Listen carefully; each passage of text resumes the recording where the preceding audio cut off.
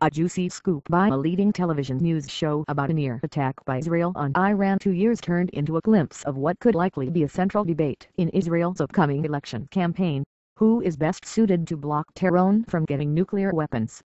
In an hour-long piece, the TV news magazine Fact alleged that 2 years ago, security chiefs put the brakes on a plan by Prime Minister Benjamin Netanyahu and Defense Minister Ehud Barak to put the military on heightened alert for a possible attack on Iran. In an extended interview, Mr. Netanyahu was forced to fend off allegations he is too eager to launch a risky attack. "I don't rejoice in war," he said. "I am exerting very heavy international pressure. Part of that pressure is the awareness by main powers in the world that we are serious, that it's not a show." Netanyahu claimed that Israel is preparing to face on its own what he has portrayed as an existential threat. Putting the question of Iran back into the public spotlight highlighted how the Israeli Prime Minister is on his home turf on the issue of Iran, even when he is on the defensive.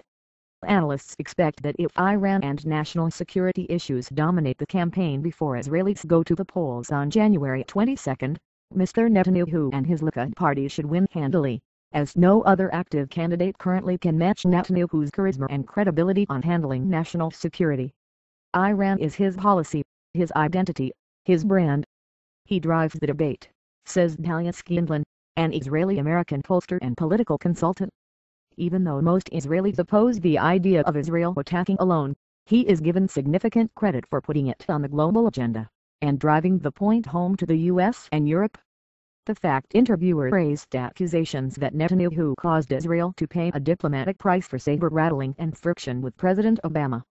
Netanyahu was also asked to respond to criticism from an interview the show had done with former Prime Minister Ehud Barak, who is believed to be weighing whether to join the race and is waiting to see who wins the U.S. election today. "What is this talk that we are the ones that will decide our fate and won't rely on anyone else?" said Mr. Barak, who is credited with ordering the 2007 attack on a Syrian nuclear core but criticized by the current Prime Minister for not doing enough against Iran. "With which planes will we attack if we decide to attack alone? If we are lacking something, who will we make the request from? From Obama, who we are doing everything to ensure that he won't be the president of the U.S. The show also featured an interview with Defense Minister Ehud Barak, who has crafted Israel's stance toward Iran and the international community along with Netanyahu.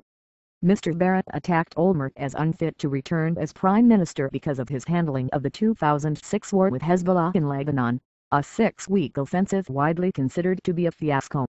Though it's still early days in the campaign, public buses in Israel carry election billboards by the opposition Kadima party, the centrist party that Olmert used to head before he had to step down because of a corruption trial, with a mushroom cloud and the tagline "DB will embroil us." The leader of the dovish Labour Party, which is now forecast to be the chief rival to the Likud, was left out of the television piece. Labour Chairman Shaliyachi Movite has shied away from foreign policy and national security in the hopes that a focus on socio-economic issues could prove to be Netanyahu's Achilles heel. However, with its sensational exclusive, the news magazine demonstrated just how easy it is to shift Israeli agenda back to foreign affairs and security. There has never been an Israeli election debate about a threat from Iran and a proper response to it, says Eaton Gilboa, a political science professor at Israel's Bar Ilan University. Netanyahu is going to prefer the security and foreign policy agenda. In his campaign, Iran will play a role. The question, he adds, is how much.